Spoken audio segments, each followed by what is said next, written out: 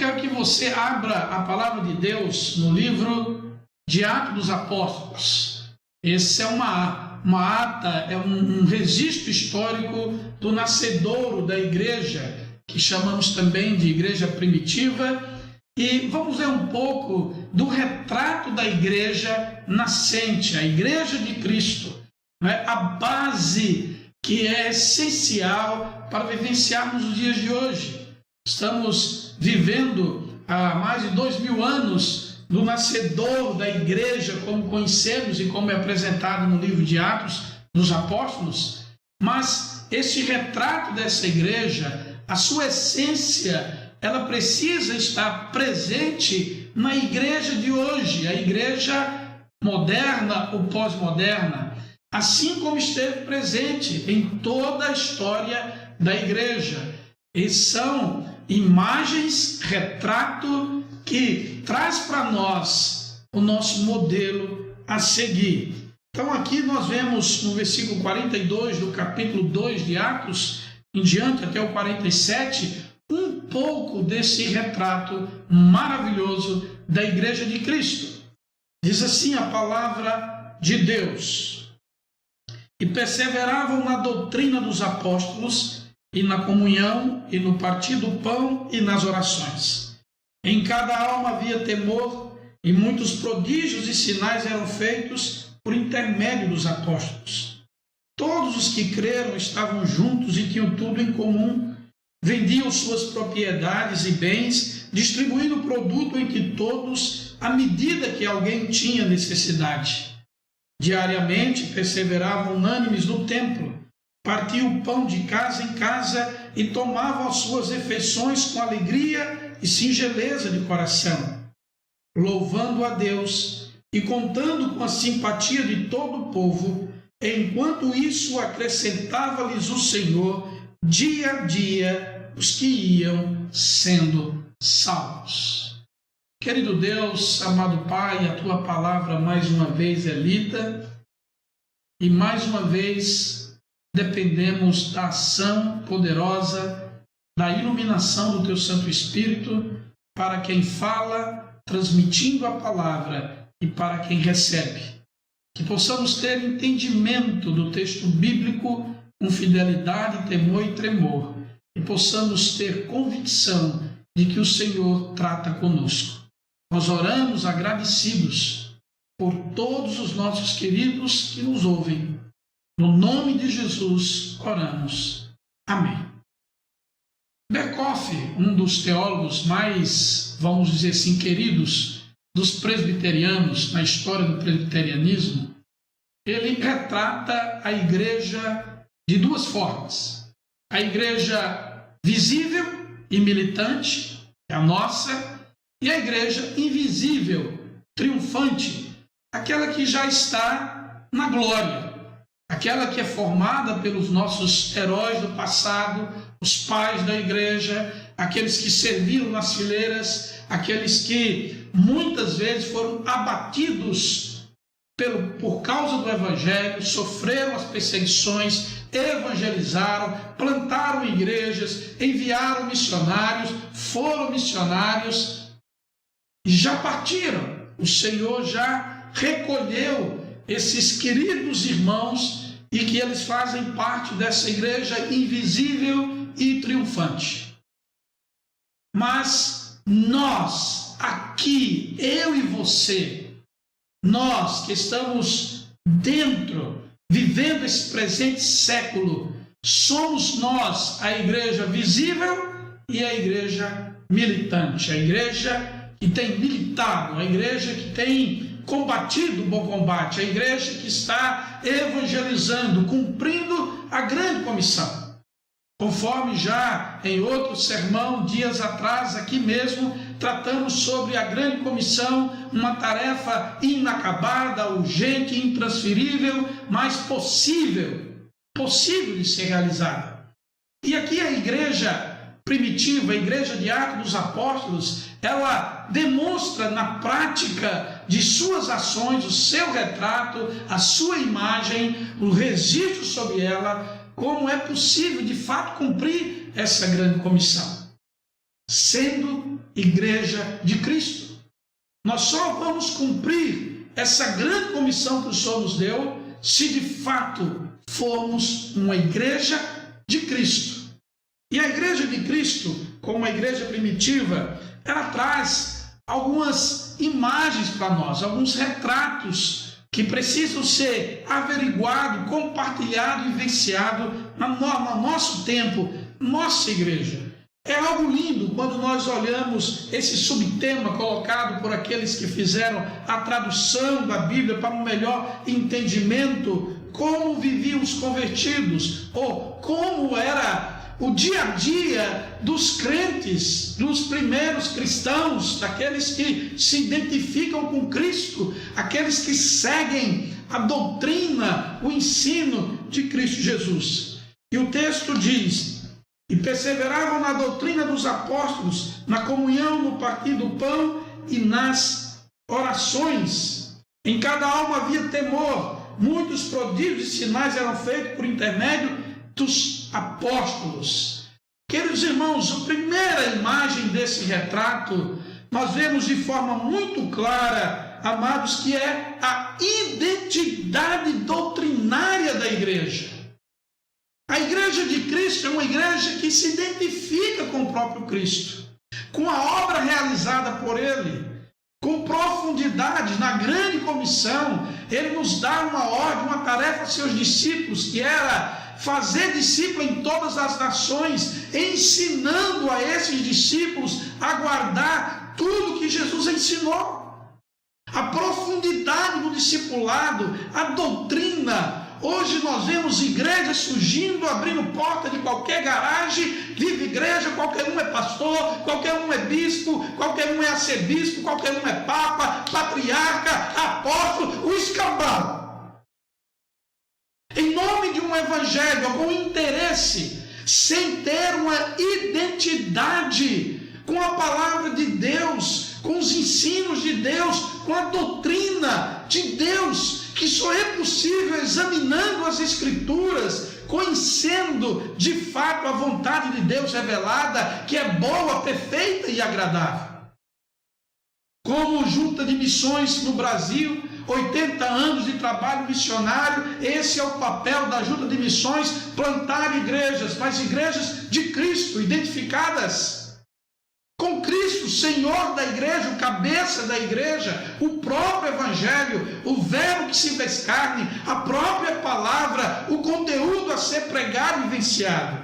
E nós vemos isso, irmãos, no texto. E perseveraram na doutrina dos apóstolos, na comunhão, no partir do pão, nas orações. Prodígios, sinais eram feitos porque eles tinham essa identificação com Cristo, que lhes davam autoridade para exercer prontamente, fielmente esse evangelho, essa doutrina.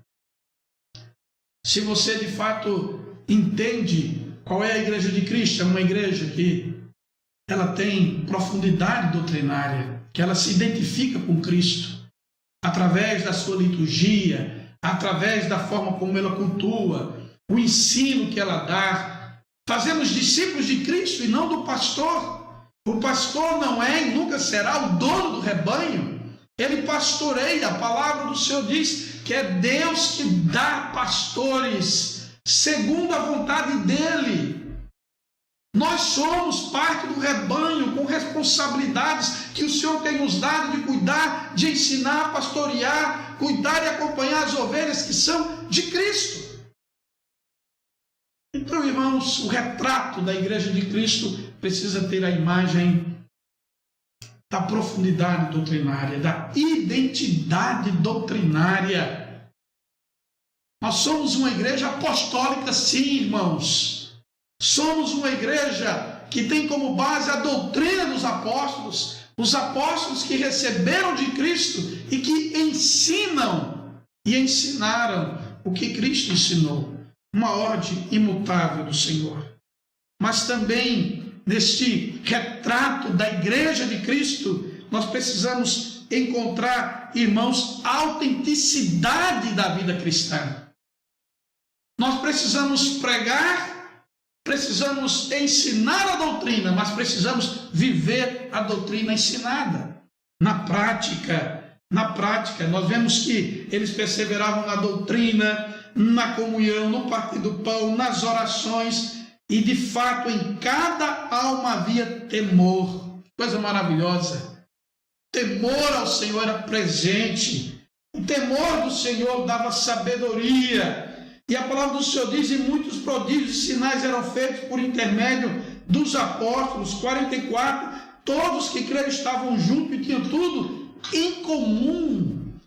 Irmãos, que coisa maravilhosa quando nós entendemos que não é só pregar, não é só falar, nós precisamos viver esse evangelho, para de fato sermos reconhecidos como igreja de Cristo. Não só porque naquela igreja se fala de Cristo, se prega de Cristo, se ensina de Cristo, mas que se vive Cristo. O apóstolo Paulo chega a dizer isso, para ele trazer essa verdade para nós. Ele diz que para ele a morte era lucro, porque se ele tinha que viver, o viver dele era Cristo. Se tenho que viver, o meu viver é Cristo. Paulo chega a escrever para a igreja de Coríntios, colocando para aquela igreja complicada, uma igreja com uma característica difícil de pastoreio, de compreensão, com muitas confusões, divisões. Ele chega a chamar a igreja para olhar para ele. No capítulo 11, primeira carta, verso 1, ele diz: sede meus imitadores, como também eu sou de Cristo.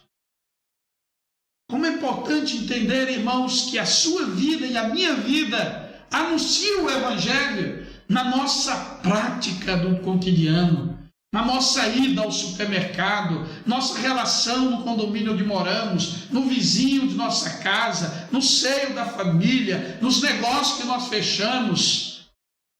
Se identificar com Cristo é estar comprometido com o nosso cotidiano. O justo vive por fé. Nós seguimos a Cristo, porque nós, em primeiro lugar, nos identificamos com Ele. Precisamos, de fato, irmãos, ter uma autenticidade na nossa vida cristã. Temos que ser autênticos, temos que ser verdadeiros. O que não falta são pessoas dizendo que seguem a Jesus. O movimento gospel tomando conta do mundo. O evangeliquez. Nós vemos muitas pessoas, muita gente com camisetas, com faixas, com frases, mas quando olham para as suas vidas, embora estejam de alguma forma falando a respeito de Jesus, não tem autenticidade dele em suas vidas, nem nas suas ações. Mas há uma terceira imagem do retrato da Igreja de Cristo. Irmãos, a Igreja de Cristo, ela apresenta a imagem desse retrato, a imagem da identidade, a imagem da autenticidade, mas também a imagem da generosidade. Estamos vivenciando um momento tão difícil. Temos que repartir o que temos. As pessoas estão com temor, falta de recurso. Estamos vivenciando uma crise econômica, uma crise de saúde, uma crise psicológica. O mundo precisa tirar lições a respeito disso. Pessoas estão se voltando ao voluntariado, mas na vida do cristão, isso é algo do cotidiano, não por causa de uma pandemia, não por causa de uma catástrofe, né? Seja natural ou seja provocada pelo homem. Nós precisamos servir uns aos outros, amar uns aos outros e cuidar uns dos outros. Como viviam esses crentes? Olha que imagem desse retrato. Todos os que creram estavam juntos e tinham tudo em comum, vendiam suas propriedades e bens, distribuindo o produto entre todos, à medida que alguém tinha necessidade. eles exerciam com generosidade a sua mordomia, eles exerciam com amor, com carinho, com cuidado. Eles tinham a sua comunidade, o desejo de estarem juntos, não só para a parte cultica, não só para a parte de adoração, não só para o exercício devocional, a vida eclesial da igreja, mas a vida comum. A vida comum, a vida do lar. Vendiam propriedades, traziam esses valores para suprir irmãos. Estamos vivendo um mundo tão frio, as pessoas se mobilizando para providenciar uma forma de levar o alimento ao idoso, à criança de rua, aos orfanatos, às pessoas que estão sem renda. Maravilha, estamos lutando e vendo isso. Vai o governo atrás de ajuda emergencial, vai a sociedade civil organizada em busca de ajudar, de interagir, mas na vida da igreja isto é cotidiano. Não podemos estar tendo em nossas igrejas pessoas que porventura estejam sem alimento, sem remédio. Essa é uma imagem que está dentro do retrato da igreja de Cristo. Quando aquela multidão estava ouvindo Jesus naquele lugar ermo e afastado, os discípulos chegaram e disseram: Senhor, despede-as, porque não tem comida, não tem onde comprar comida. Eles vão desmaiar pelo caminho. Jesus disse a seus discípulos: dai vós mesmo. Quando nós somos fiéis, nos identificamos com Cristo, quando há de uma identidade doutrinária verdadeira, consolidada sobre Cristo, a igreja passa a ter autenticidade na sua vida, no cotidiano. Ela passa a ser generosa e acreditar também no cuidado divino, porque se eu conheço as promessas de Deus, se eu conheço a doutrina de Deus, eu sei que Ele é o Deus da providência, é o Deus que prometeu suprir nossas necessidades, é o Deus que trouxe o maná ao povo do céu no deserto, na quantidade certa para manter todo aquele povo naquele lugar deserto. Ele alimentou, Ele protegeu, e Ele continua sendo o Deus da providência. E isso nos ensina a ter uma mordomia verdadeiramente cristã. Porque a generosidade. Você tem sido generoso? Temos sido generosos? Temos que ser, irmãos. Estamos dentro da igreja de Cristo. Mas também nesse retrato da igreja de Cristo, quando nós olhamos, nós também temos que ver nela, amados, a igreja que nos traz notoriedade. É impossível estarmos na igreja. A igreja de Cristo está presente em um lugar, em um povoado, em uma cidade, em uma metrópole, em uma aldeia, e não ter notoriedade, não ser notada. A igreja de Cristo, irmãos, ela precisa ser notada, porque se ela tem, de fato, ela tem autenticidade na vida dos crentes, se ela pratica generosidade, se ela tem profundidade doutrinária, ela é uma igreja notável, é uma igreja que também é notada pela sua comunidade, aonde ela está inserida. Isso não quer dizer que as pessoas aceitem a nossa vida, que as pessoas aceitem a nossa forma de vida, mas é impossível um cristão verdadeiro não ser notado aonde ele coloca o pé. Seja na empresa que ele trabalha, seja lá dirigindo um táxi, seja lá comandando uma empresa, seja lá dando aula em uma classe, dirigindo uma escola, vendendo produtos na feira, trabalhando no comércio, numa agência bancária, numa repartição pública. É impossível passarmos despercebidos.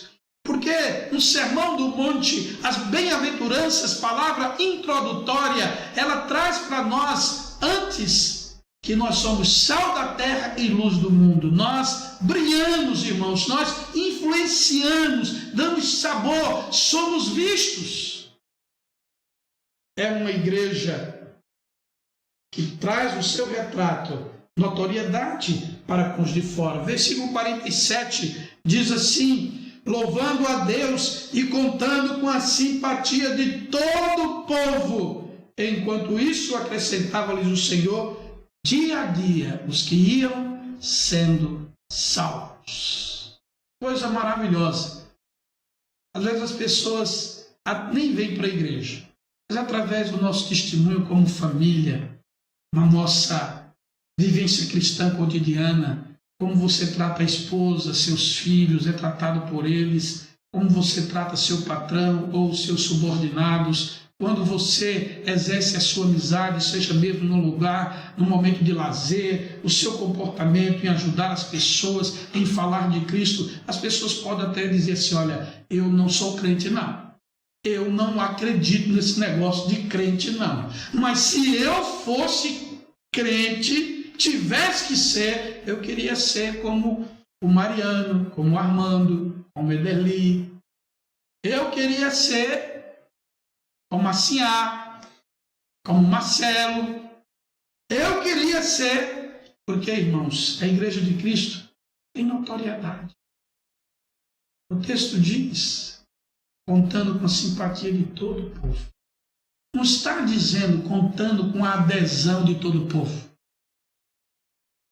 Está dizendo que atrair a simpatia de dizer: poxa, eles são perseguidos. Quanta coisa acontece com este povo e eles continuam unidos, juntos, cultuando, sendo fiéis, mesmo diante de um cenário de grande perseguição. Podemos dizer que a incubadora da igreja foi fornalha, irmãos.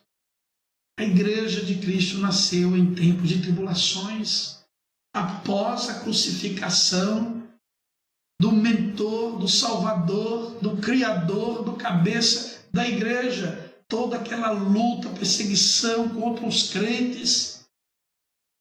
Você vai caminhando no livro de Atos, depois mesmo aqui no capítulo 2, até você chegar à conversão de Saulo, você vê o quanto que a igreja era perseguida.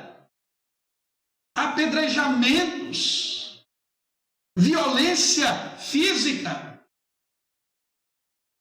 Nós precisamos entender, irmãos, que quando a igreja tem identidade, quando a igreja tem autenticidade, quando a igreja age com generosidade, a igreja passa a ter notoriedade para com os de fora. E, por fim, crescimento, porque é o crescimento que vem de Deus. É Deus que dá o crescimento. A igreja militante, milita. A igreja militante cumpre sua missão. A igreja militante tem profundidade doutrinária porque se identifica com Cristo. É uma igreja que tem autenticidade na sua vida cristã, no seu cotidiano. É uma igreja que pratica a generosidade, uma verdadeira administração da mordomia cristã, conforme o olhar de Cristo.